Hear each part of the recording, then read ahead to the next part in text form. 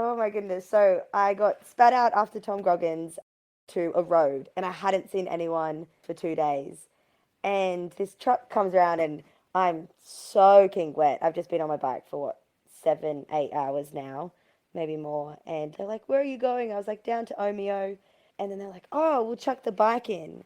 And they realized they couldn't put the bike in because it was full of wood. And so I was like, "No, no, it's okay. I'll descend down." And so I descend down, and about 20 minutes later, I'm getting pelted by the rain, and this car like winds down his window, and he's like, "Get in!" And I was like, "Oh, okay." And it was one of the friends of the driver. He was, "Oh, I know what it's like to ride in the rain. I need to get milk from town anyways." So then he just like chucked the bike in the car, and like he had towels, snacks, water, everything for me. And then just dropped me off to IGA. And I was like, "You're joking." Welcome to Seek Travel Ride, where we share the stories and experiences of people taking amazing adventures by bike. Whether it's crossing state borders, mountain ranges, countries or continents, we want to share that spirit of adventuring on two wheels with our listeners.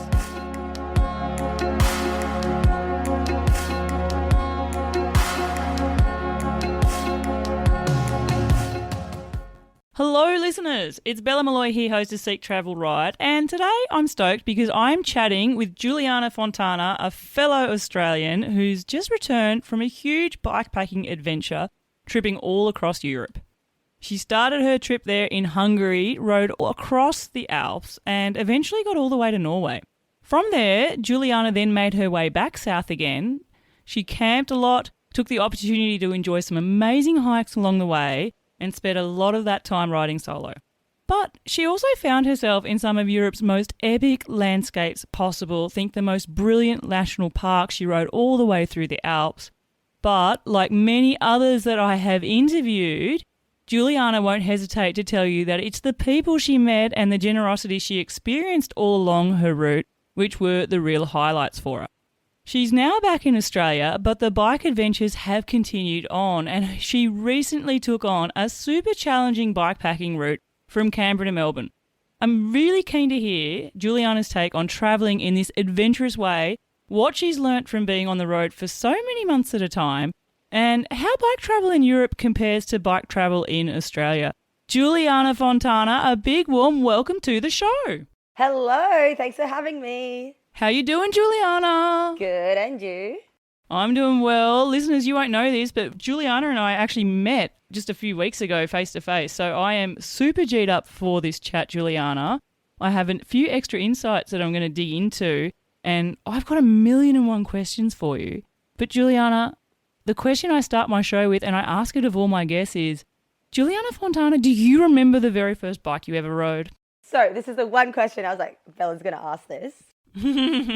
So I called my dad up, and Dad said that we actually got it from a country called Juliana, which is like a country above Brazil, when I used to live there. And Dad just said, yeah, we crossed the border. It was a bit cheaper to grab a bike. And apparently it was a clown bike. I'm not really sure what that means. A clown bike? Like, oh gosh. It looked like a clown bike. Oh, does that mean like it was like a bike that was really ridiculously small and like you looked really big for it maybe? That's what I'm picturing with a clown, you know, where they're wearing their big shoes. And... Yeah. And I'm pedaling there trying to. Yeah. I guess context to the listeners here, like I know you as an Aussie, you live in Australia now, but you didn't grow up living in Australia from day one, did you? I think I grew up there as like a kid in Brazil for a little bit, but been back and forth, but predominantly Australia I'd say is home for me. Do you get to go back to Brazil that much at all? Every few years, just because like friends and family are from there. So it's a really nice way to go visit. Yeah. And Brazil's a huge country. Huge. I really need to look at it on a world map and try and compare it in scale to Australia, because I do wonder what size it is compared to Australia as well. But it's massive. So I want to have a context of, what are your memories of growing up in Brazil? Were you in a city? Were you in the Amazon? Where were you? We lived, I'm pretty sure, in Boa Vista, which is in the Amazon. So that's like really far north as a kid. And then we moved to Sao Paulo, which like, oh my goodness, is a huge city. And I am not a city person at all. So yeah. Can you distinctly remember when you realised you weren't a city person? I think it's been bikepacking. Is that like As soon as I get out of a city, I feel so content and I feel like I don't feel lonely when I'm in nature. It just, everything that I have is like with me. Whereas like when I'm in a city, I just feel like it kind of highlights everything I don't have. I'm like, there's just so much going on. When you say highlight stuff that you don't have, what do you mean by that? Do you mean like things like houses, cars? Like, what are you talking about from that perspective? Well, it's like, you see groups of people traveling together and they're having so much fun. Whereas in nature, it's like I sit here and I'm just looking out in nature and I just don't see other people doing that. Like I see other people by themselves, content by themselves.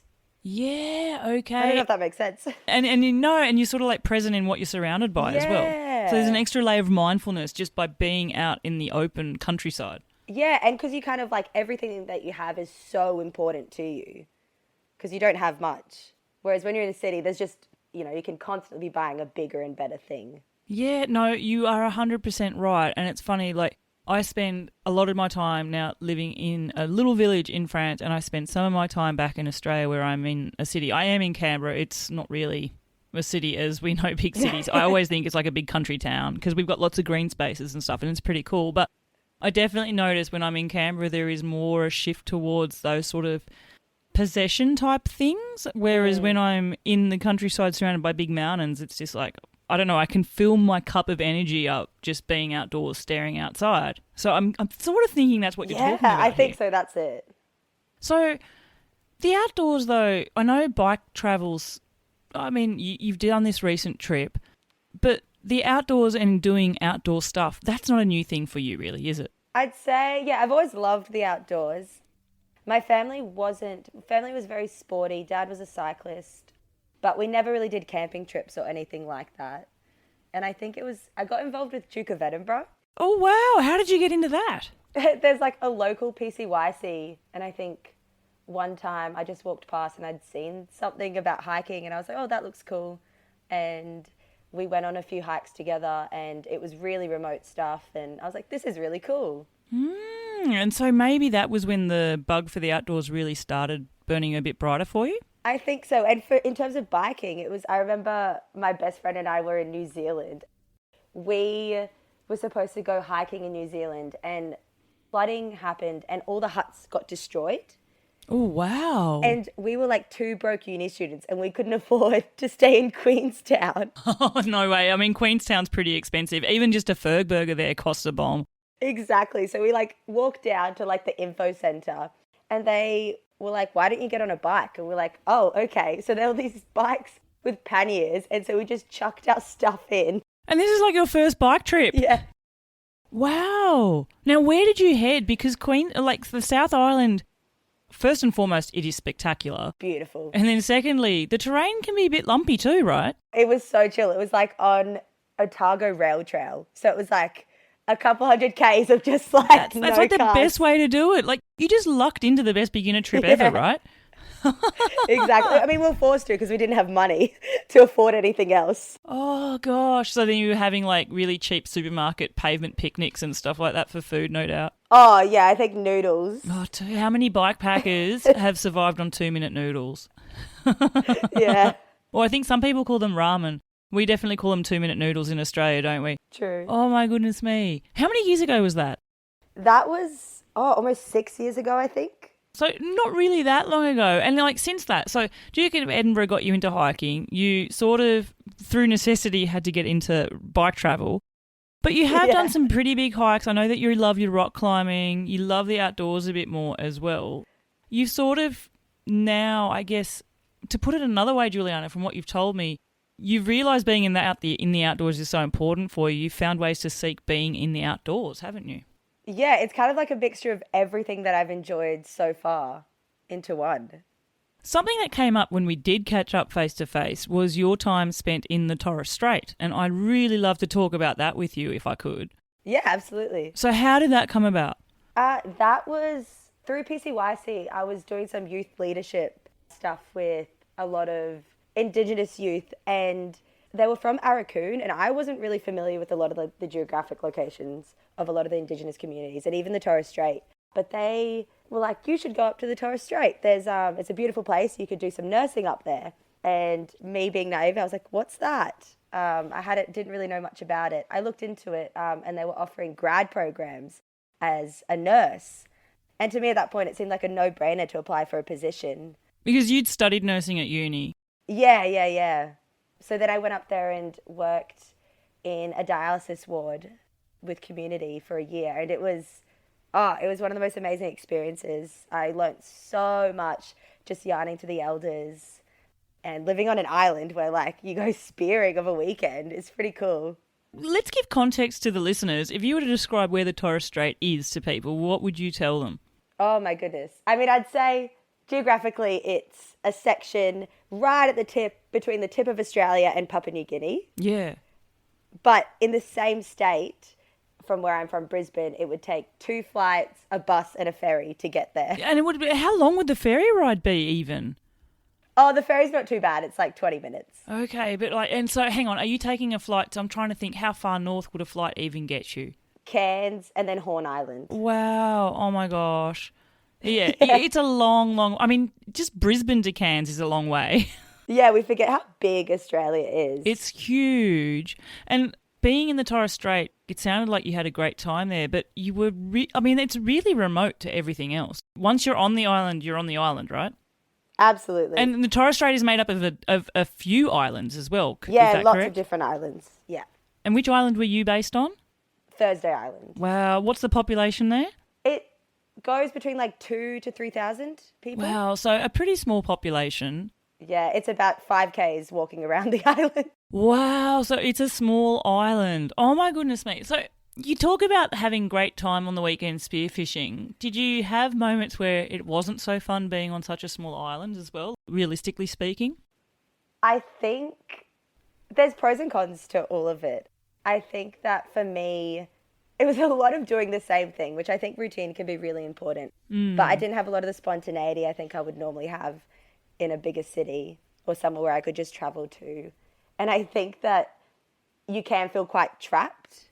Yeah, like cabin fever in a way. Yeah. But at the same point, like life is so simple and it's so stripped back and it's gorgeous, gorgeous people. And I imagine a real sense of community when you're that far remote from any big cities and stuff as well. Oh, most definitely. That's probably the biggest sense of community I've ever had. Wow. Are you still in contact with people from Thursday Island? Yeah. I sent all my patients a postcard when I finished my bike trip because they taught me a lot about resilience. Like a lot of those dialysis patients would come in every day with just the biggest smiles on their face and really optimistic and tough. And, you know, they're in there with the machine is what's keeping them alive, yet they're still so positive with their outlook on life. Because I do remember when we chatted over coffee a few weeks ago, that was something that came across, was like that was a real moment of your life spent in that area has really changed a lot of your perspective on things. Absolutely. Like I feel very lucky right now. The privilege of, you know, being able to travel so freely that I'm physically able to do so is huge. Okay, I can understand a lot more about Juliana. You're forming in my mind here what gives you energy. I can understand a bit more about your positivity and your outlook and stuff. Tell me how on earth you decided to go bikepacking in Europe. Oh, this one is so tricky because I don't even think I know myself. We originally, my friend was in China bikepacking and he called me and he was like, do you want to join me at some point? And we set it on Taiwan. Oh, wow. So did you go bikepacking in Taiwan? Yeah, so we did that together. I made no decisions. I was just like, la, la, la on my bike. And my friend decided everything. Hang on, Taiwan can also be quite mountainous.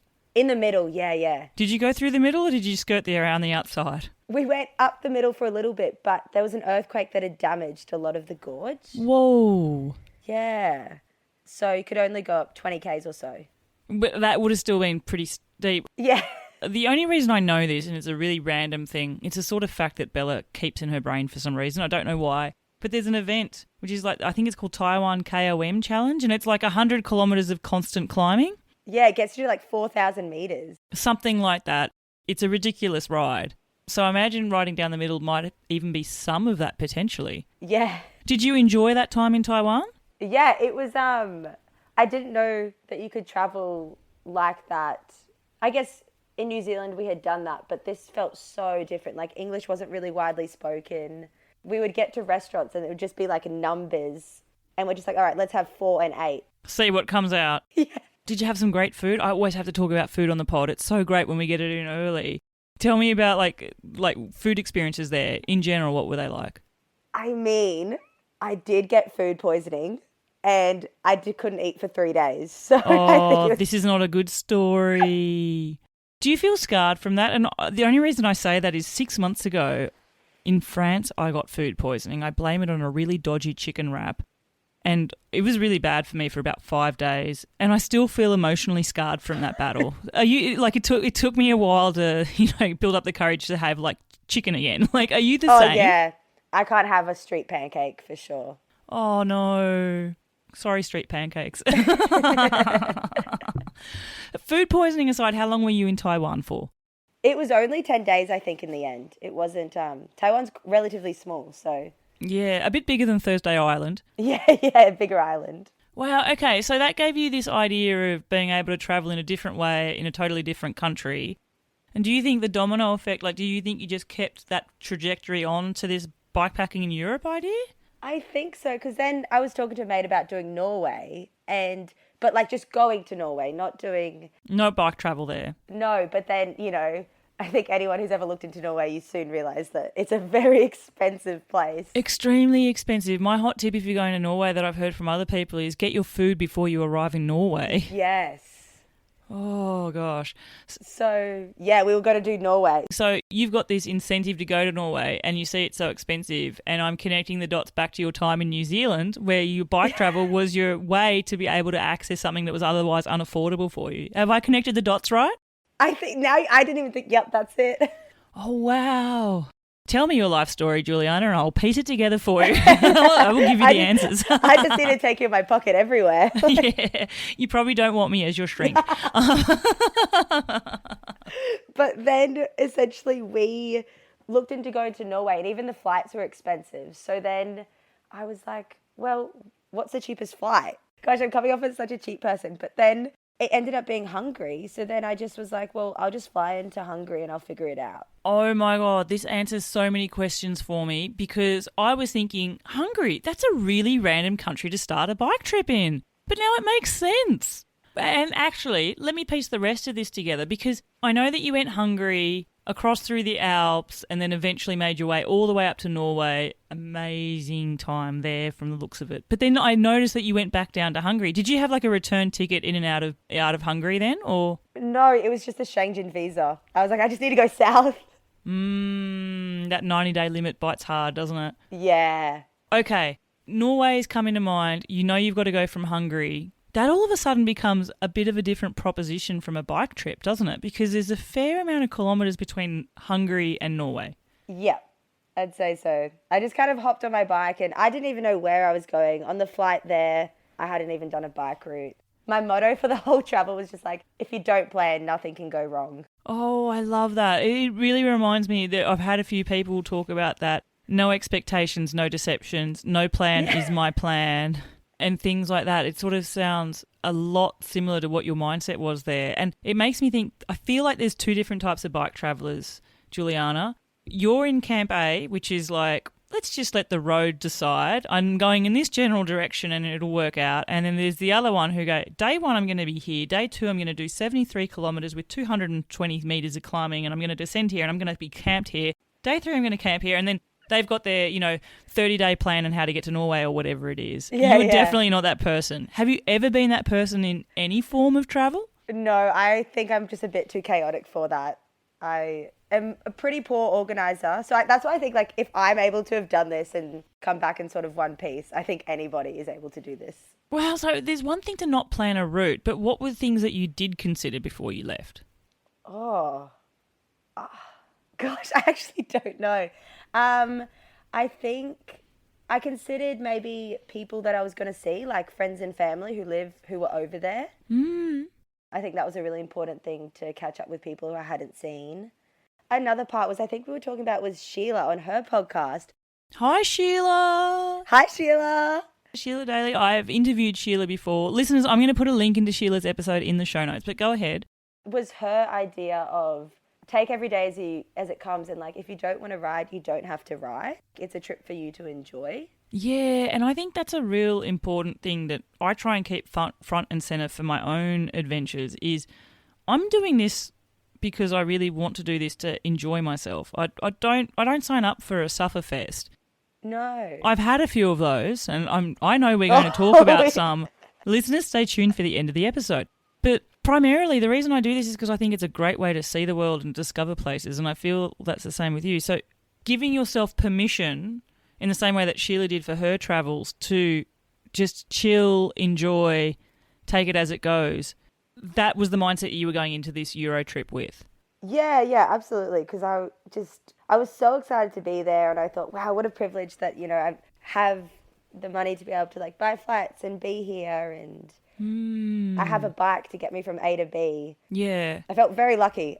I was in awe every day. I felt very, very lucky. In terms of your shelter, you took a tent with you, and I imagine did you do a mix of wild camping, hostels, campgrounds? Like, what was your plan there? Because I think I'd come from a lot of like multi-day hiking, and that's you pretty much just camp. I pretty much camped most nights, and a lot of wild camping, except for, I think a lot of people speak about this, but getting hosted, like that was one thing that happened so much. I was so lucky. So was that through warm showers? Like, did you seek that out, or was that just sort of like the serendipity of the road and meeting strangers? A few, maybe like 6 times on warm showers, but like the serendipity of strangers. I remember like riding one point, and this man, he spoke Serbian and Italian, so I could understand a little bit of Italian because of Portuguese. And we're riding a bike, and he must have been like mid-70s, and he just points to his house, gestures that he has food, rubs his tummy and points to me, and then we just ride to his house and he feeds me. Again, the food person in me wants to know what you ate. Well, we actually had, they used to own a bakery, so him and his wife had all these sweets. It was awesome. Oh my God, yum! And so did you end up staying the night there? No, I actually had warm showers that night, so I kept on going into Novi Sad at that point. But this is just a total random thing. Like, you know, I still do ride a bike every now and then just for fun.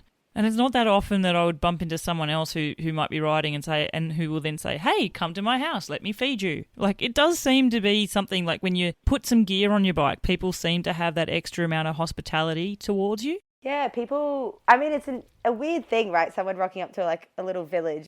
They're like dirty, smelly. I think a lot of the times they're just like, oh, this poor girl. Do you know what this reminds me of? Listeners, a few months ago, I had the absolute privilege of spending some time riding with awesome adventurer Claire Wyatt. And Claire was making her way back to the UK from Mongolia. An absolutely bonkers trip. And she was in my section in the Pyrenees in France. And we both stayed in it's not warm showers, it was called Welcome to My Garden. And it's sort of a bit like warm showers, except you do pitch your tent up in someone's garden. They offer you up perhaps their kitchen and their showers and their toilets. So, you know, it's really awesome. Anyway, I remember by the time we both got there and the person was showing us around the complex, and then they just sort of said, actually, we'll tell you how everything works now. We think you should go and have a shower. And we were like, okay, obviously we're a bit smelly. Oh, and every bike traveller who's listening to this episode now is probably laughing because they can relate, right? Oh, yeah. Oh, wow. Listeners, I recently had the pleasure of taking my own little mini bikepacking adventure, and on that trip I used the Zurali Summit Seeker tent. Zurali are an Australian brand making awesome outdoor gear, and their prime motivation is to get more and more of us out there in the outdoors. So their gear is great value without a super high price tag.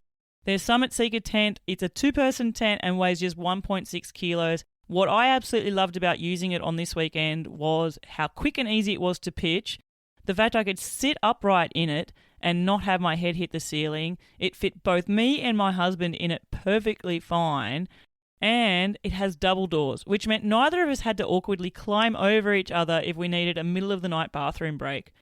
Check it out for yourselves. The Summit Seeker 2-person tent from Zurali. Clicking the affiliate link in the show notes also helps support this podcast. Back to the episode.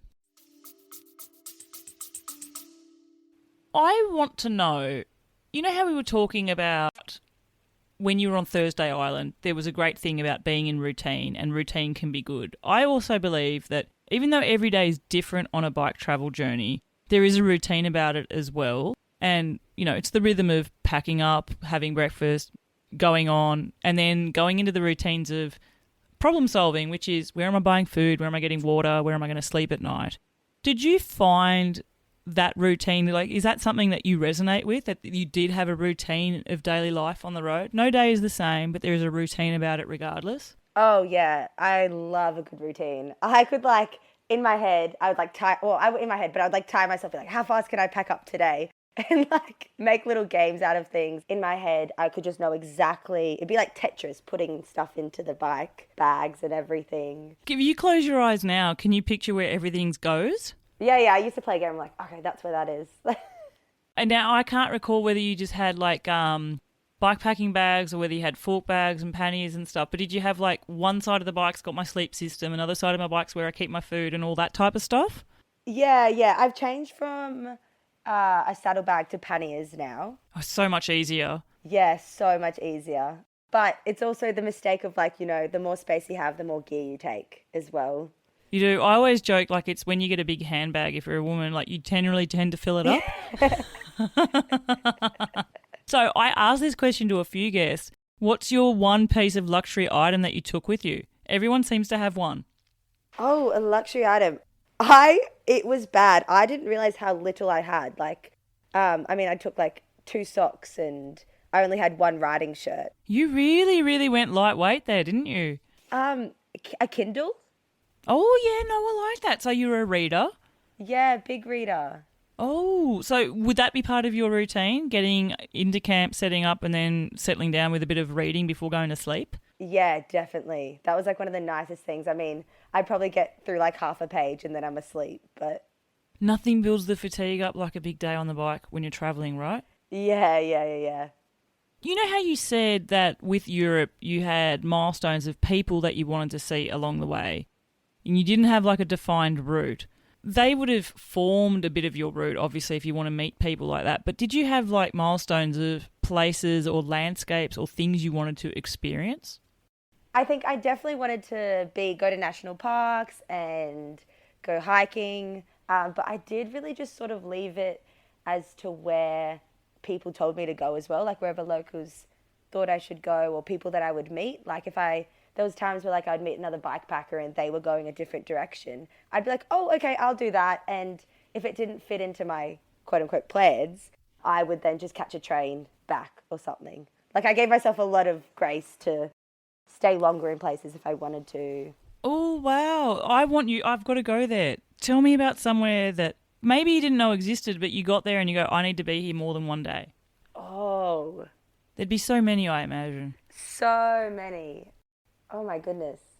I would say Montenegro was absolutely stunning. I was probably there for 3 weeks in the end. Wow. And we went through Dormitor National Park. Oh, I've heard about it. And actually, if I think about it, I have interviewed Anne Kress, and I think her comment on Montenegro was, I think if I've got it right, that it should be its own national park, the whole country. Oh, it's so beautiful. Like, I've never seen so many rocks in my life.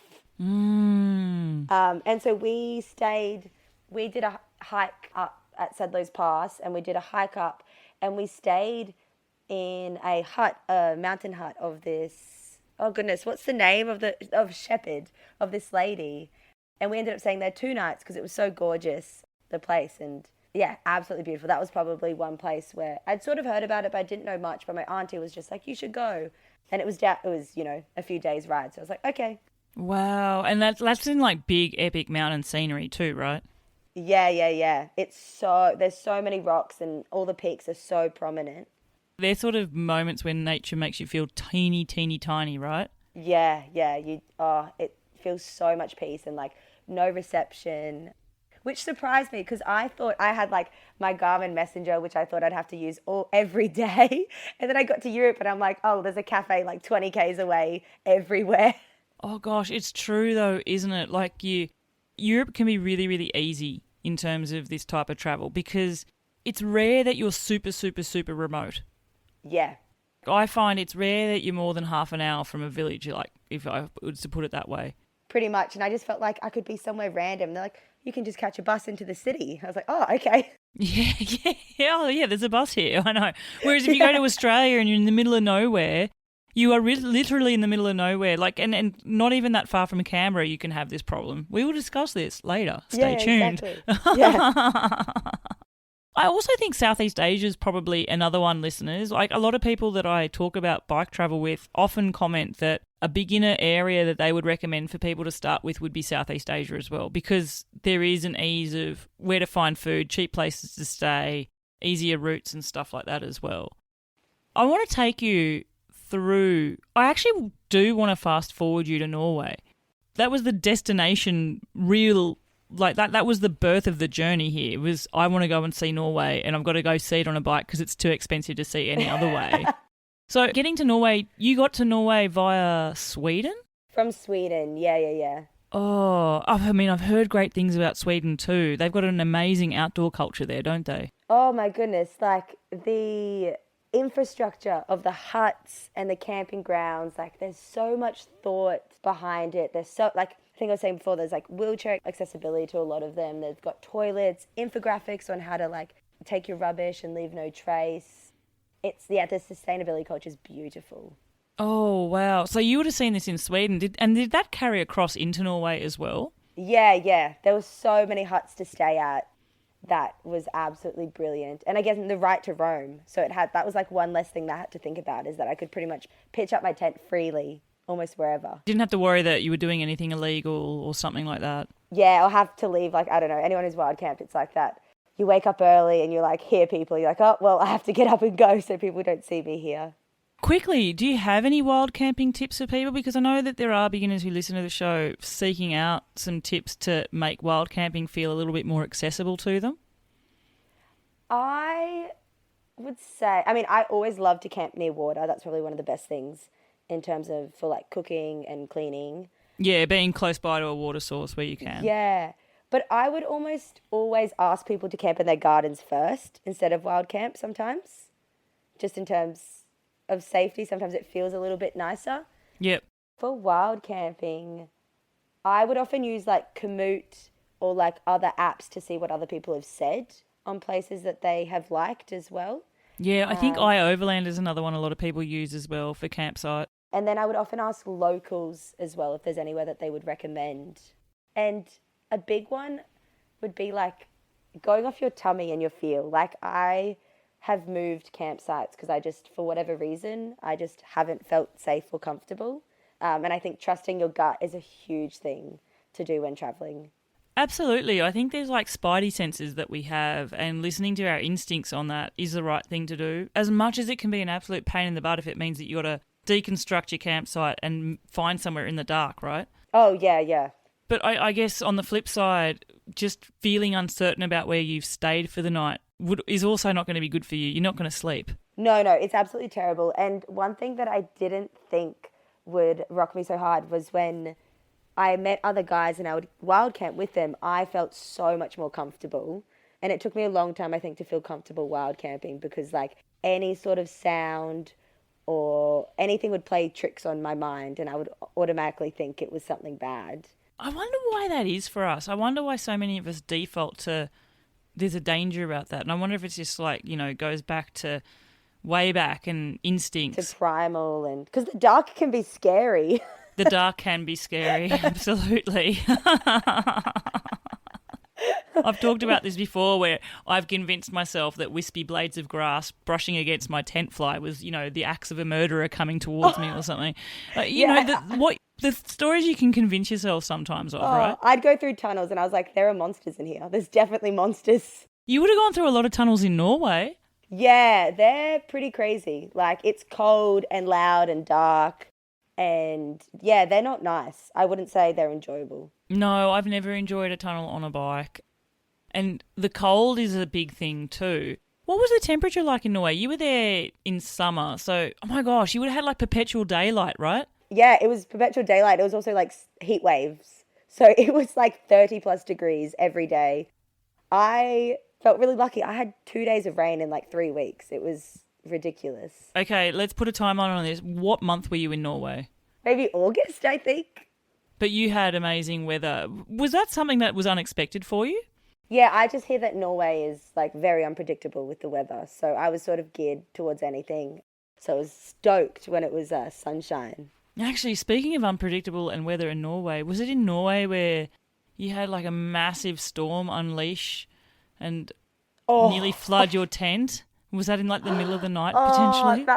I was so happy. I was like, oh, this wild camp spot's amazing in a valley. Of course, when I'm in a valley, it just like rains all night. I wake up at 3 a.m. to just like my tent pretty much floating. I was like, what do you do then? Like, what do you do? I was so silly. So much of my gear was like outside, drenched. And I was really scared. I like chucked on my rain gear and I was like, oh my goodness, let's like pack up. We need to go. And just cleared up in the end. What time of night is this? Like, let's give context here. Is this like well, I mean, it's not dark, is it? Because it's like constant brightness. Well, yeah, no. So it's like sunshine, but it's like 3 a.m. Oh my gosh. That would be weird. And actually, just quickly, did you adjust to constant daylight very quickly or was that weird for you?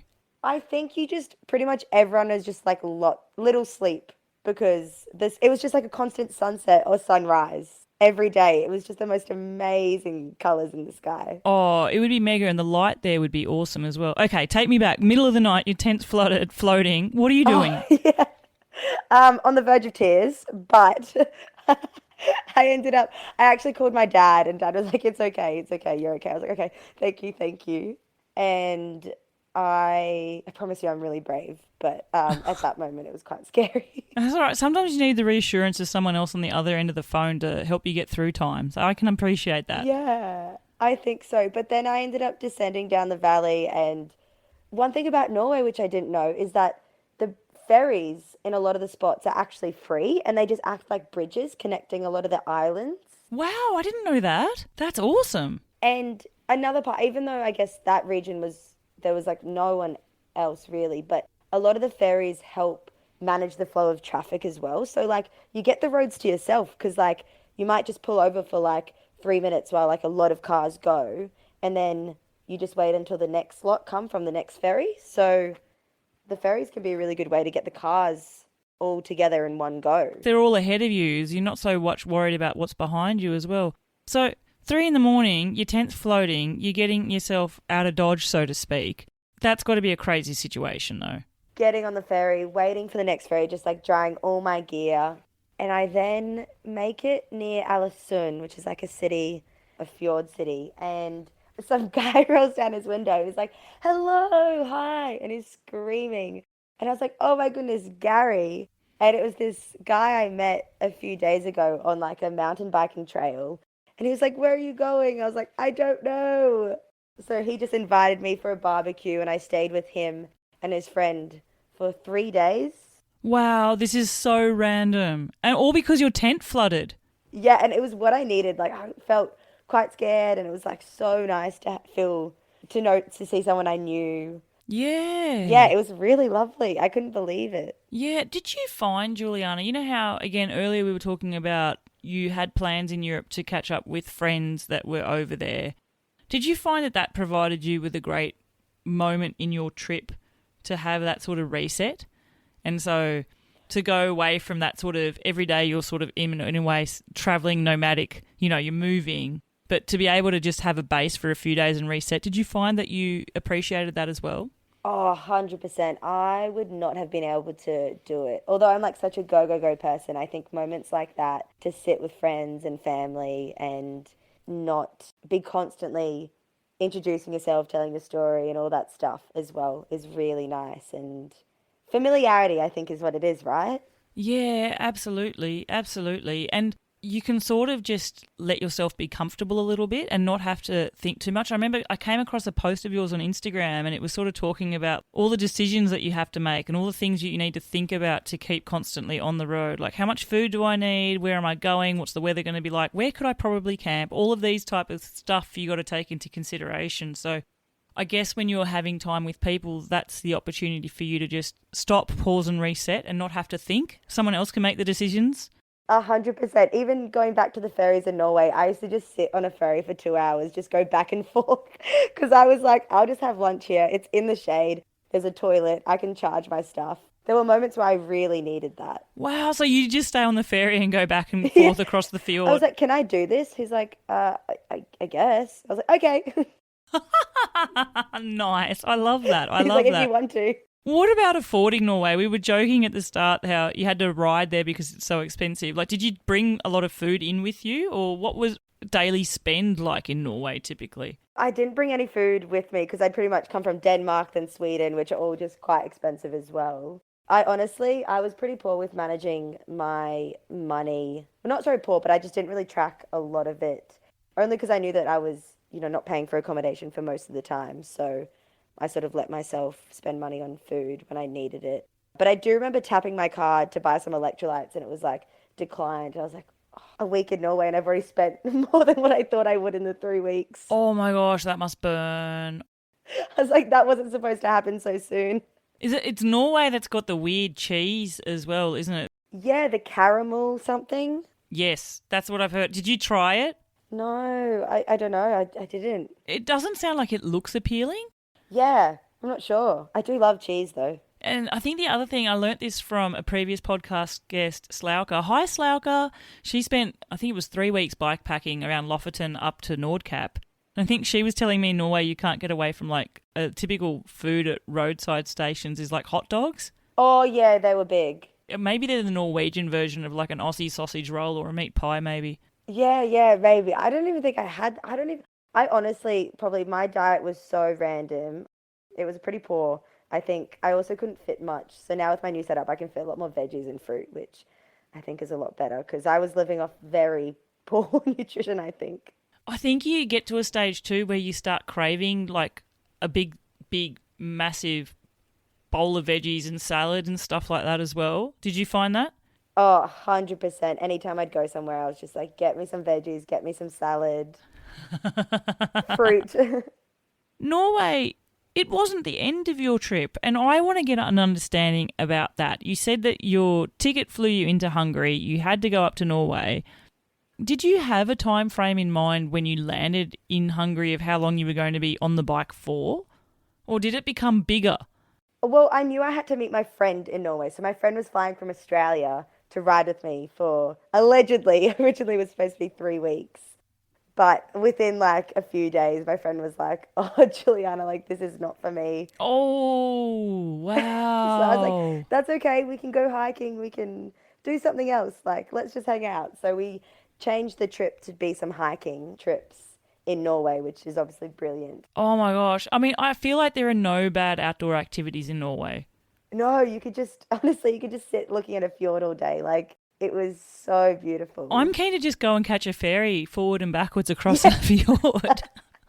It's great. Juliana, people pay tens of thousands for a cruise that does that. So No, this is the hack. You just do that. You get a little reset, have lunch. It's beautiful. yeah, and by the sounds of it, you know how before we were talking about Sweden with its huts, Norway's got that as well, doesn't it? Yeah. They're absolutely phenomenal. There's a bunch of apps that you can download that have the location and give you sort of description of the size and firewood and toilets and a bit of everything. Oh gosh, I mean everything is sounding amazing, but there are always grim times on a bike tour, and I don't want to gloss over that. I don't want to go directly to them, but there are definitely moments on a bike tour where it's not all peachy and blue sky and smelling like roses.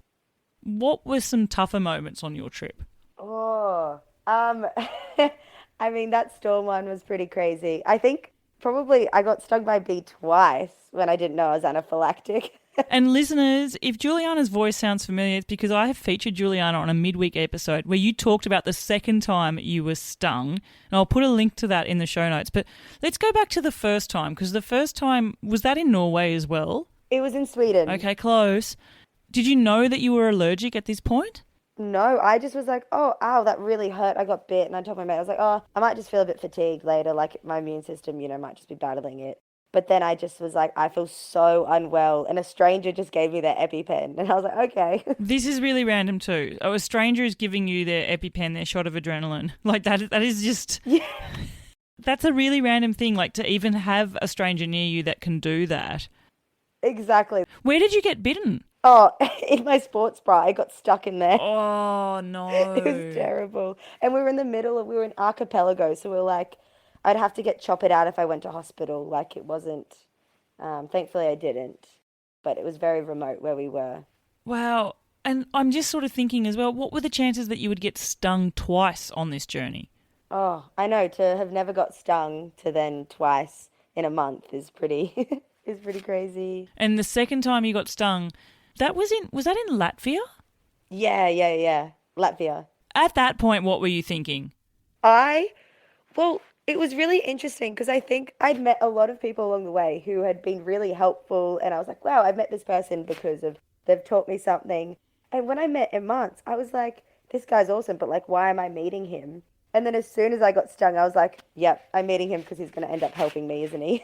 Yeah, and we need to give context. Listeners who haven't heard your midweek episode, you met Imance riding his bike, and Imance, I feel, is like a rare gem. He's a dead set legend, as I would say. He's what, 90 years old? Yeah. And he's riding along there. And how long were you riding with him before the beast or the sting happened? Probably about 20 minutes at this point. Wow. He was really on it though, wasn't he? Oh, he was so speedy. It was like he was your little guardian trail angel that day. Yeah, a lot of people were saying that. And someone actually made a really funny comment. Well, not so funny, but it was like the roles were reversed, like, isn't it the 90-year-old that was supposed to get in the ambulance? And like, you were supposed to call an ambulance for him. When you shared the story with me, I thought that many times. But not only did the ambulance come and take you away, what else did Imance do for you that day? He took care of my bike. So when I got back to his place, it was just like the bike was all mangled there. But, he'd put my bike into the car. He traveled 2 hours to come pick me up to the hospital. And his wife had prepared like dinner. My bed was made. He was absolutely brilliant. He was so kind. Wow, do you still keep in touch with him now? Yeah, I sent him another postcard too. I wonder if there's any way he'll be able to listen to this. Imance, if you're listening, you're a legend. You're awesome. Yeah, I sent him the podcast of the story and he downloaded Instagram to watch the video as well. Oh my gosh, what a legend. Such a sweetie. Moments like that you can't predict on your trip, but they're things that you can reflect back on and go, something that could easily have been an absolute disaster almost turns out to be a highlight. Yeah, it's funny that, isn't it? Yeah, absolutely. Do you find now you've got like an irrational phobia of like wasps or bees? Oh my gosh, and you wouldn't believe my warm showers host the other day was a beekeeper and I was like, surely this is not a good idea. He's like, do you want to come check out the beehives? And I was like, oh, I really don't. No, trust me. I'll just taste the honey later. I'm okay. Oh my goodness me, that is hilarious. Listeners, if you absolutely love this podcast and you love tuning into the stories that I bring to you each and every week, you can help me and support the show by heading to buymeacoffee.com/Seek Travel Ride.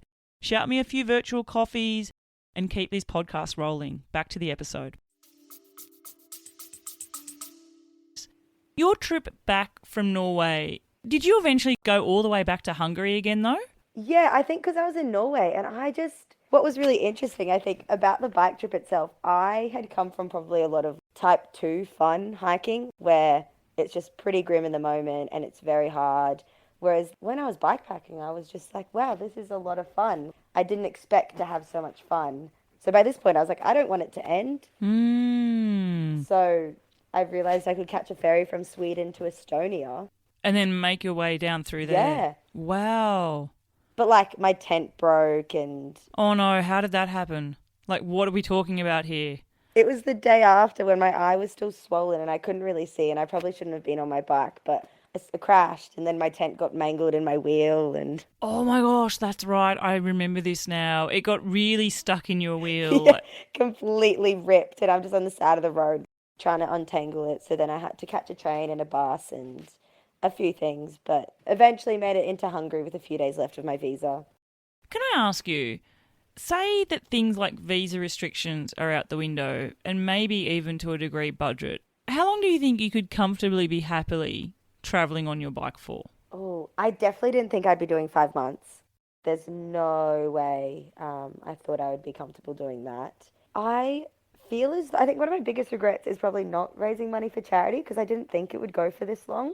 Hmm. And I do think that I would have to go and raise money for charity or feel like have greater purpose to go for longer, I would say. The reason I ask you that is, I mean, I've had such a privileged position to interview so many amazing people like yourself, Juliana, who've taken amazing long trips. And I've often thought, how long would I be comfortable being on the road for? And I'll be honest with you, I think 4 or 5 weeks could probably be my limit. Like, I think that would be the sweet spot where I'm seeing what I want to see. I've had the lovely routine. I've had the big long break from daily life. But I do actually also realise that I love the things I get from daily life as well. Like, I love the sense of being still, routine, and community that I have around that as well. But it has occurred to me, like, there are people who would quite happily be on the road for a year if they could afford to and didn't have other responsibilities. And I was wondering where you lay in that sort of scheme. Yeah, I think that it was probably a really nice time to wrap up. Like, I was missing my family and my friends, and I was missing my job, and there was a lot of things that I really wanted to get back to. So yeah, I don't know how people do it for. I mean, to be honest, I did look at people and say, wow, 6 months is a long time, but I'm not really far off that. No, you're not. And actually, if we fast forward you to Australia, Yes. your recent adventure / maybe misadventure, I'm not sure which one we will call it. It was an epic. So I met you, and then you I think, was it the next day that you left? Yeah. So you were going Canberra to, well, Omeo was the off-road or the main route, and then you were going to take rail trails from Omeo to Melbourne, and your purpose to get to Melbourne was to watch Oasis in concert. You had tickets. Correct. So you cannot miss that. And for the listeners' benefit, what trail and route were you taking? Hunt 1000 was part of it. Yeah, and so the Hunt 1000, listeners, is an off-road bikepacking event which runs around November every year. And sometimes it goes from Melbourne to Canberra, sometimes it goes from Canberra to Melbourne. But the main thing that it does is it connects the two cities via our high country, so the Snowy Mountains and the Victorian Alps, I think they're called over in Victoria. And so you were taking this route, which by no means I feel is an easy route. Yeah, I think I was very naive to it. I just was like, my friend was sort of showing me, I was like, I really don't want to look at the profile. What good is that going to do? Like, I'm going to have to do it anyway. So I just went in blind for a lot of it. I have so many questions around this. Because I know when we met, you were making sure that you had a SIM card from the main phone provider here so that you would have cell reception in a lot more areas. Or although even then you don't. No, I had to use my Garmin Messenger. Yeah. And you knew that you needed at least 5 days worth of food. Yep. 5 days. There was no resupply for about 500 kilometers. Yeah, which is so different to what we were talking about earlier in the show with Europe, right? Exactly. So, listeners, I knew Juliana was going on this trip, and I said, Juliana, I'm going to be interviewing you for a long pod. What would be really cool would be if you could record voice notes after every day, and then we hear them back and see what you were going through. So, I'm going to play Juliana's voice notes for you guys now, and I think it goes for about a minute and a half, so stick with it because we're all going to go on a journey. And Juliana, I'm going to play it into the mic, you're going to hear it, and then we're going to figure out what you were thinking and break it all down. So this is the first night of my bikepacking trip from Canberra down to Melbourne. Today was grim. Today was really hard. I pushed my bike through so much mud. It rained so much of today that, I don't know, it was like sandy and muddy, and I was just going downhill and I fell over like 4 times, and I'm just head to toe in mud. I'm so exhausted. It's 7:30, but I'm going to go to bed in the next half an hour for sure. Alrighty, it's the morning of day 2. The sun is out. It's been hard going for morning because it's literally everything was like cardboard in the morning. Like my socks are just frozen. And my bike is making so much noise. Like it is mud, mud, mud. It's really humbled me how little there is in Australia when it comes to like as soon as you just go inland a little bit, you just have no one. So I made it to Valentine's Hut. I did about 35 kilometers and it took me 5 hours. I was pushing my bike literally. Oh my goodness, it was so hard. And then it was just like mud and water and it was just like for ages. It took me forever. It's one of the hardest 30 or so kilometres I've ever done. It was barely a track. All right, it's day 5. It's the morning of. I'm at Dogman's Hut. It's about 5 o'clock in the morning. It's raining outside, and I've got to get to Omeo, which is like 100 kilometres and 2,000 vert. I am going to flag down any car I see. Oh my goodness, this is a massive hill. I think I'm going to be pushing my bike for at least 2 hours up the hill. I'm laughing about that. Just quickly, the hill that you had to push for 2 hours, how long did it actually take you? It was 4.5 hours.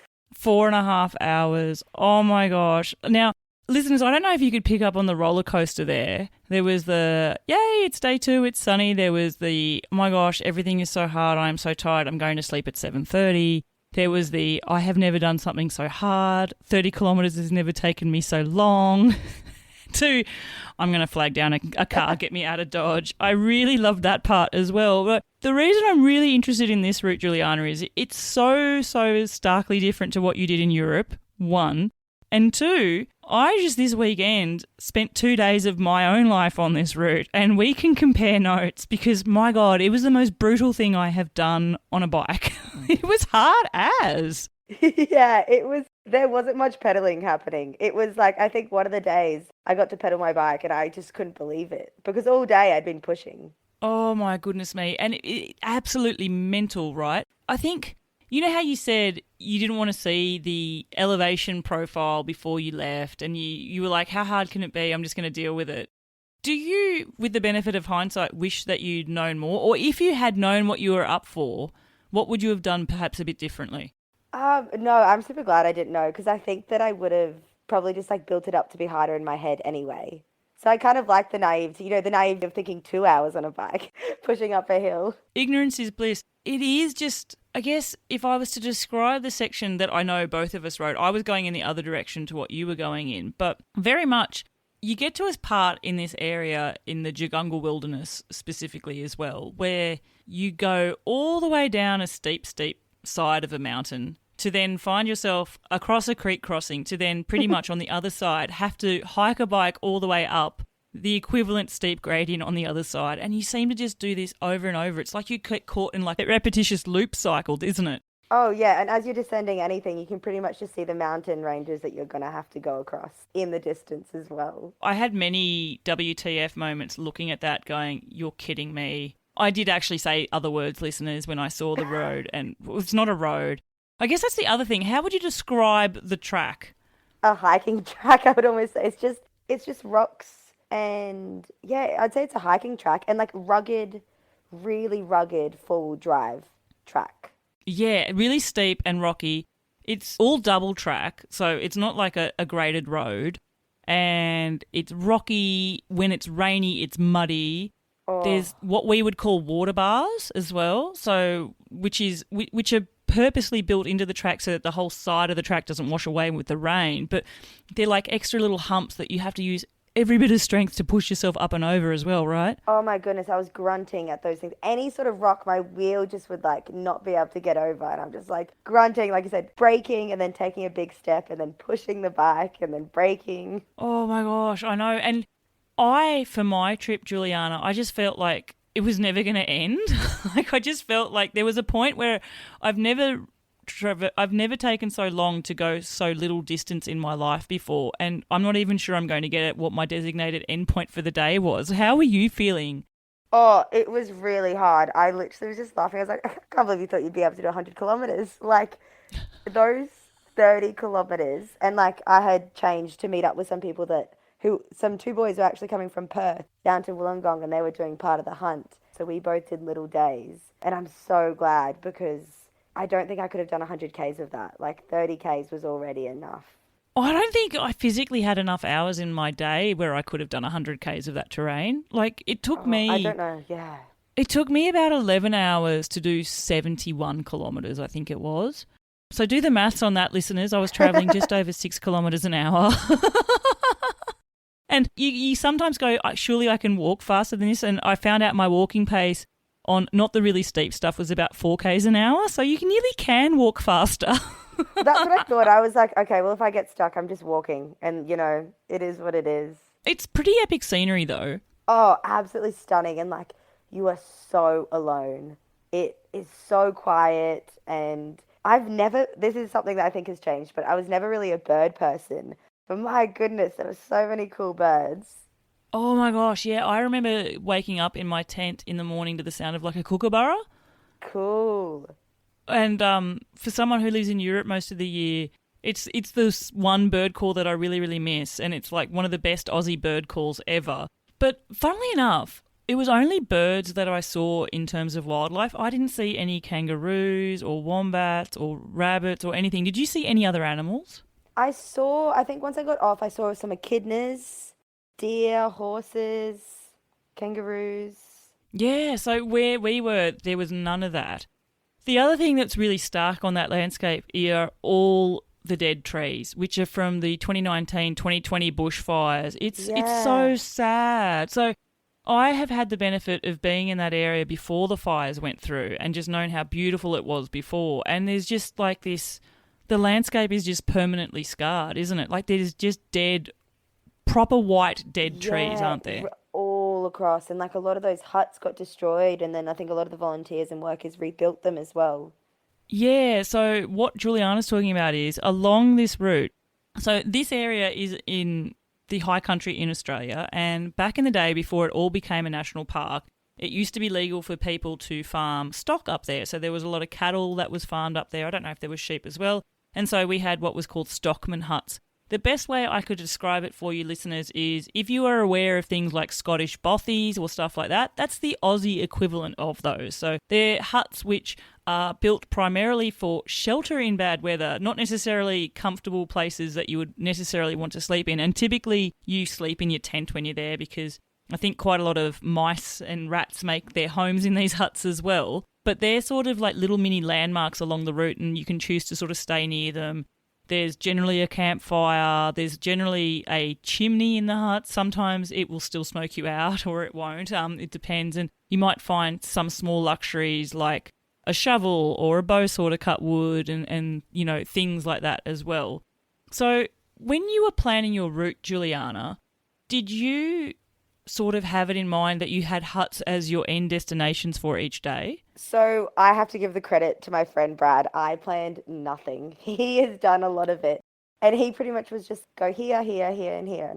So he had the idea to make sure that there were huts along the way or at least campsites along the way. And I think one really good thing is knowing that, you know, like, oh, we've got hut A 100 Ks, but you've also got a campsite. Yeah, you have multiple places where you can potentially base yourself from.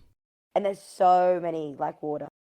Yeah, that is definitely the other thing. One thing that I don't have with me yet in my kit is a water filter, but after doing that trip, it's something I want to get. Like, I have the ability to boil water, and you were never far from water. We had a hairy creek crossing. You had a pretty hairy creek crossing to get to Valentine's Hut, didn't you? Oh, yeah, there was that one. And the Murray River was also like hip depth. It would have been running high because I think that it had been rain. Like you talk about the mud in those videos. There was rain when you were riding, which means all the creeks and the rivers are running higher. Yeah, I did not expect to have so much river crossings. And like lifting up your bike, by that point, I was like, I'm just going to wheel it. It needs a wash anyway. Oh gosh, I think one of the highlights, and I didn't have it there in the voice message, was the two guys that you did stay with at Valentine's Hut. Yeah, Mikey and Luke. And they were on their own big epic journey. Yeah. Who are they again? Maddie, was it Maddie and Luke? Mikey and Luke. Mikey and Luke. Hi Mikey and Luke, you're dead set legends. And one of those legends decided to even haul half a kilo of flour to make an Aussie staple for camping called damper, which, listeners, you've probably not heard of this before, maybe if you're not from Australia, but it really is like the most basic mixture to make a bread on a camp oven, right? Yeah. I think it was flour, water, salt, and some olive oil. We weren't crazy. That would have been a highlight. And then, because by the sounds of it, every day seemed to get progressively harder. Oh. But getting to Valentine's after that 30 kilometres, to have the company of those two legends, when you're out of phone reception, you don't have someone that you can call on the other end of the phone to help lift your mood either, right? No, so we were so stoked to have each other, and those boys had been on the road for a few weeks. So I think even having someone else to change the dynamic. So we're all just like kids with like 4 brain cells. Like we were so tired. the next day we were like, we don't want to go to school. Like we don't want to get back on our bikes. I do that every now and then. I'm like, I don't want to adult today. Yeah. And because they were coming the direction I was going. And so we both didn't want to like tell each other how bad it was, but we're still like, like we've just said how hard it was. And they're like, oh no, I have to go that way. I have to really laugh because the hut that my husband and I stayed at, which was Mackie's hut, there was another rider that had stayed there, Tim, who was a dead set legend as well, and he was going to come back the way that we came, which he had ridden the same way as we did, and we convinced him to, instead of having to go that way, do this loop because it's a little bit longer but it should be easier, and hold my beer, ladies and gentlemen, because it certainly wasn't. But there was an element of like all of us sort of dreading what was ahead. Yep.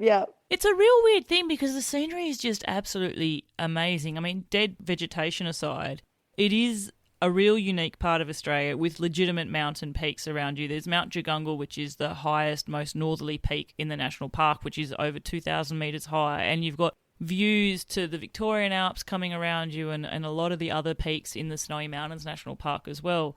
The Cosy huts, a lot of them did get wiped out in the bushfires, but as you quite rightly said, Juliana, there is the Kosciuszko Hut Association and they have rebuilt a lot of those huts as well, which has been brilliant. But yeah, it's a hard route. So the interesting thing here, listeners, is Juliana and I were talking about this before we press record, and I was adamant to, this is a one and done for me. I'm never doing that route again. And Juliana's like, no, I think I need to go back. So you are so a type 2 person, aren't you? Type 2 fun. I just look back on that. I'm like, wow, that was so much fun. But I'm like, I don't know why I thought that was fun. But I think it's the idea of what we were saying is I love looking at something that looked really big and scary, but then you overcome it and then it looks really small and you're like, oh, okay, I can do that. Yeah, there is that element of it and you sort of get through. And I feel that for my 2 days. I didn't do 5 days of that. Oh my gosh, I don't know. I had a lot of sense of humour failures over the 2 days. I'm not sure that I could put up with 5 days of that. There was also an element, like my husband and I, we were talking about this with each other. Like obviously when you're two people, you're halving a bit of a risk there because if something goes wrong, there is generally going to be someone to try and take care of the situation the best they can. But there were still amateur things that we didn't do right. Like we didn't bring any spare equipment. So we didn't have any spare gear cables. We didn't have a spare derailleur hanger or something like that. Like if something broke on our bikes, we didn't really have the ability to fix it properly. What about yourself? Did you look back on stuff like that as well, going, if I go that remote, this is what I would do differently? I have a lot of spare stuff, but I've also been pretty lucky within Europe. I just had so many people help me out. And even though I've been on my bike for this many months, I'm still very novice when it comes to like figuring out my bike. So I definitely was concerned about that. And my rack did bend when I fell off through the mud. And I just got it like tail fit and I was like, oh, you're joking. But I did have spares. Whether or not I'll be able to use or know how to just figure it out when it happens. Yeah. Did you have a lot of zip ties with you? Oh, yes. Zip ties are great. But yeah, it is something that has struck me, listeners, and I guess maybe my lesson could be your lesson in the future. If you're thinking of going somewhere remote, don't do as Bella did. Like, think a little bit more about what sort of things might you need to problem solve.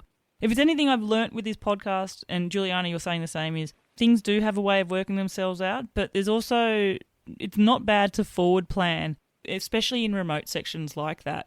Because there was an element that at the end of day one, for example, for us, Juliana, and this is definitely the case for you on multiple days, it's not like if something happens, there's an easy out of a 5K ride and you're back into civilization, is there? No, and that was one thing where I was like, my whole outlook about if I don't want to ride, I don't have to. It wasn't really applicable for the 5 days because I actually won't have enough food if I stay here.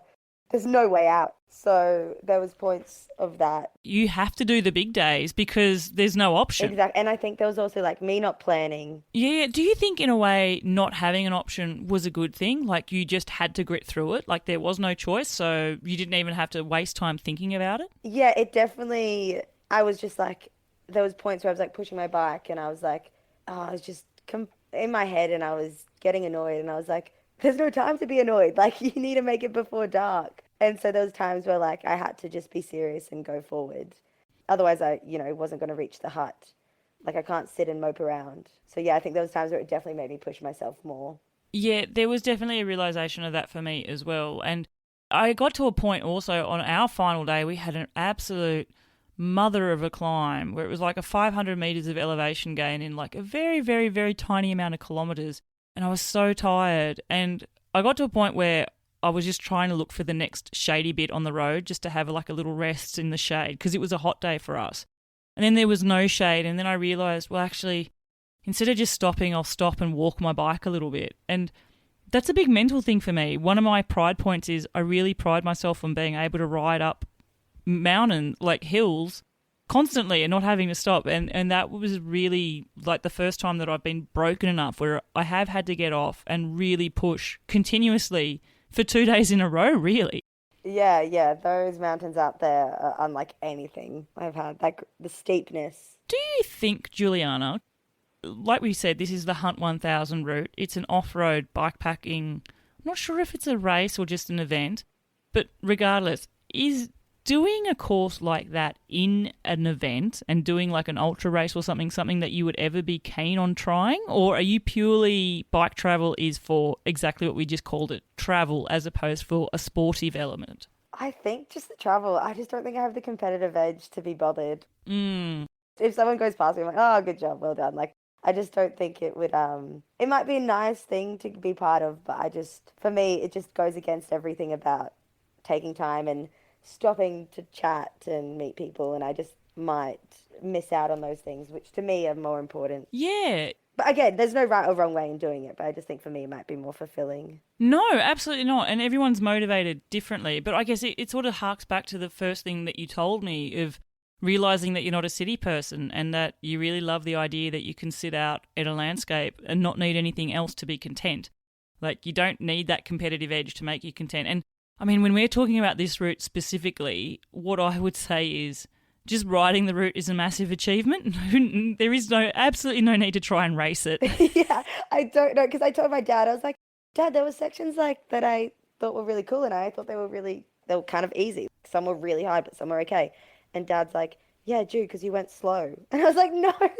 No. I just went the only speed possible. I remember moments, Juliana, where we would string like 2 or 3 kilometres together where we could actually just continuously stay on the bike without needing to get off and hike something or pull our bike over a fallen tree or something. And it was like, oh, yay, that was a really fast section. Oh, my goodness. Yeah, the branches. I was just, oh, my goodness, going around, ending up in like ditches and like lifting the bike over Oh, my God, so much.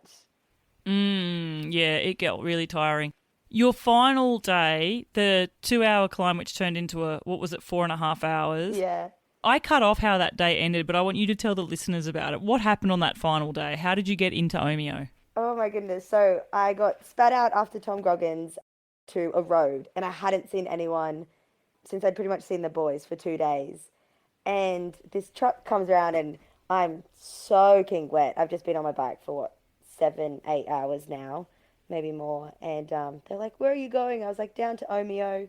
And then they're like, oh, we'll chuck the bike in. And they realized they couldn't put the bike in because it was full of wood. And so I was like, no, it's okay. I'll descend down. And so I descend down, and about 20 minutes later, I'm getting pelted by the rain, and this car like winds down his window, and he's like, get in. And I was like, oh, okay. And it was one of the friends of the driver.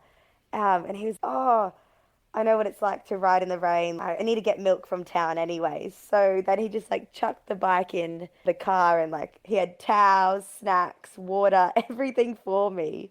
And then just dropped me off to IGA. And I was like, you're joking. Oh, what a way to get in. And, it's sort of like, it was funny. I remember, was it on the morning or something? You were at Dogman's Hut. I'm here. I'm at Dogman's Hut. I got this climb. I'm so stuffed. I'm going to try and flag down a car. And you endured more than anything to just get to the point where they pick you up. But how awesome was it? Like there was trail angels in a place where you didn't see anyone for 2 days, and yet there they were. I know. I couldn't believe it was the first car I saw and the first people I interacted with. I felt so lucky. Like I was in absolute pieces. So it was a really nice, and there was no part of me that was like, I need to finish this whole thing. Like I was just so stoked to get help, and Yeah, it's so lucky, isn't it? Like there's so many people along the way, and I think receiving help like that reminds me how I want to give when I see travelers or other people on the bike as well. Because you realize how meaningful it is when someone like offers food or some encouragement or a lift. Yeah, there is like this bigger sense of wanting to pay it forward when you've received it yourself, isn't there? Huge, yeah, absolutely. So that has finished for you. You did get to the Oasis concert, and I hope it was everything you hoped it would be. And what are the plans now? I think you're making your way up to Brisbane, aren't you? Yeah, I'm going to stay in Melbourne for a few more days, ride to Geelong tomorrow to see a friend, and I'm not too sure what route I'm taking yet. I wasn't sure if I was going to do the full hunt on the way back.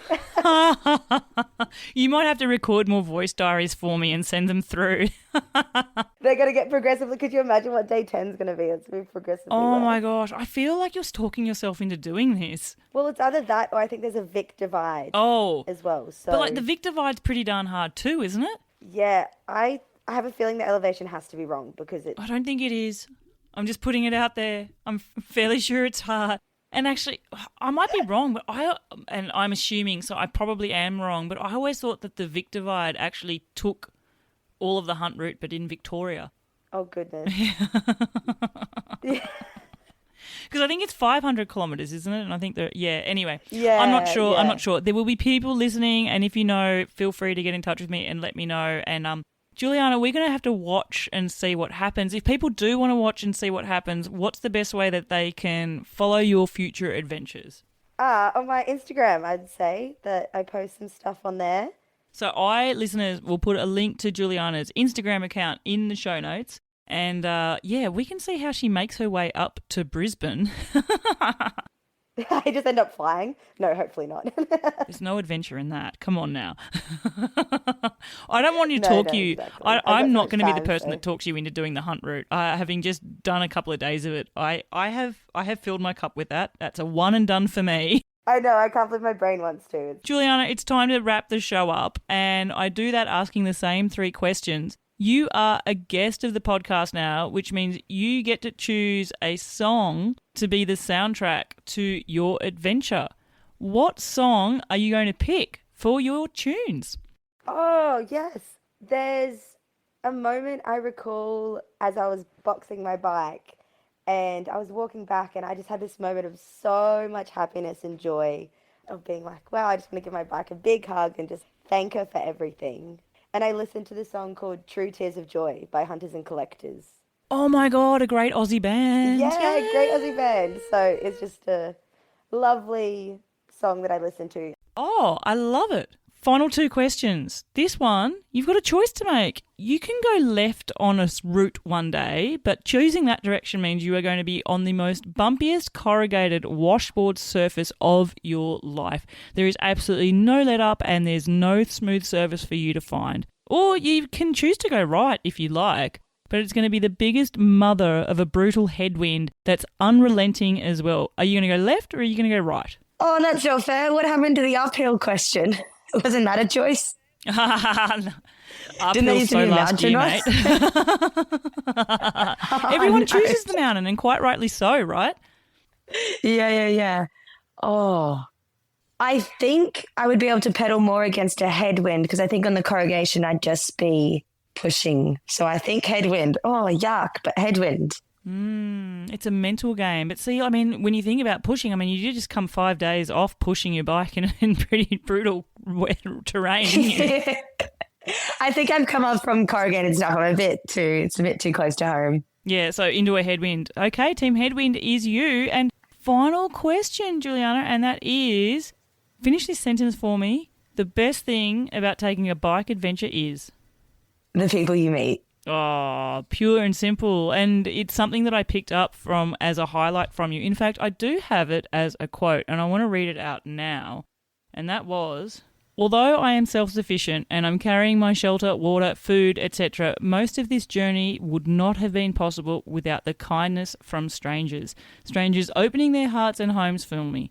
The strangers in their garden who filled up my water bottles, let me use their bathroom, offer me snacks, the strangers at the campsites inviting me to share a meal, the kind words shared, the questions asked, the encouragement. That's what it's all about. So that sort of sums it up in a nutshell, a quote from you there, but it was really all about the people. Yeah, absolutely. Again, would not be possible without them, undoubtedly. Yeah, and in every single country, I'm guessing that this has occurred to you as well, whether we were talking about your trips in Norway, getting bitten and being, rescued by imants there in Europe, or coming into Australia and in the pelting rain on a miserable day, 20 k's out from Omeo, and a trail angel says, hey, get into the back of my truck.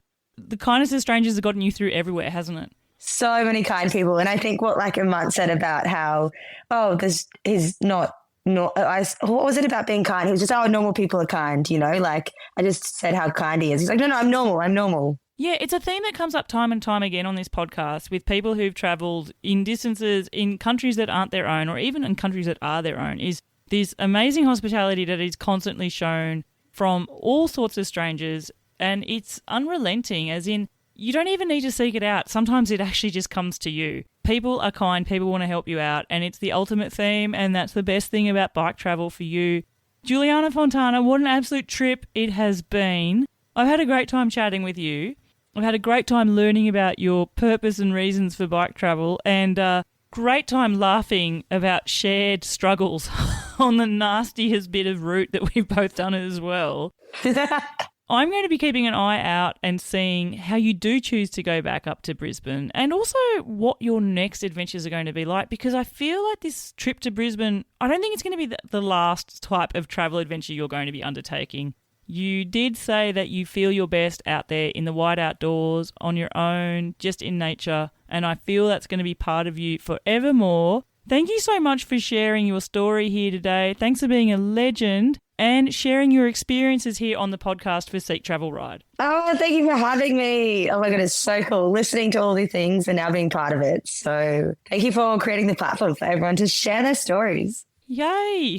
Hope you had as much fun as I did chatting with Juliana there. It's always really enjoyable for me to catch up with another Aussie, and I don't know how many Aussie sayings and mannerisms both of us were throwing out there. It's something I don't realise at the time, but I often get people comment on saying, oh, you're such a total Aussie when you've mentioned this, this and this. Something I really loved about this was just Juliana's self-awareness that she is an outdoors person, she's not a city person, and it's being out in nature that gets the best out of her. I love her, I don't know whether to call it haphazard approach to planning, because I don't think it's so much that. I think I love more her flexibility in her planning.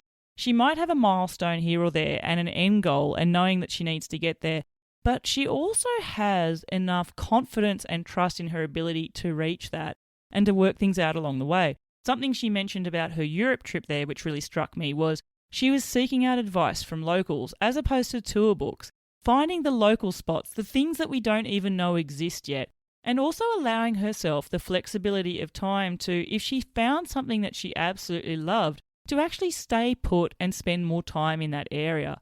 She also had that flexibility when her friend joined her in Norway. Her friend realised the bike travel life was not for her, and FYI, it legitimately isn't for everyone. But instead of parting ways, Juliana pivoted and changed and found out some great hiking trails to enjoy with her friend there as well. And I really could understand that that was something she was prioritising, was time together. So I absolutely loved those great little takeaways from Juliana, and also the countless stories of the numerous trail angels along her travels who have helped her get out of a little bit of a sticky situation here or there. Her comment that it is the people that is the best thing about taking a bike adventure, it really resonates with me. Being a host of a podcast that seems to have this as a constant resounding theme, I almost feel like a broken record player hearing it over and over each and every week. And yeah, let's see how Juliana gets back to Brisbane and what adventures lay ahead of her after that as well. Thank you, Juliana. Listeners, do you love the podcast? Do you love what you're hearing each and every week? You love me interviewing these guests and putting these episodes out? Well, I'm an independent podcaster, which means that all the work done on the show is done by me, myself, and I. And if you'd like to throw some support my way, you can simply head to buymeacoffee.com/Seek Travel Ride. Buy me a coffee, but tell me, what is it that you love about this podcast? And where is your next bike adventure going to take you? And until the next episode, I'm Bella Malloy. Thanks for listening.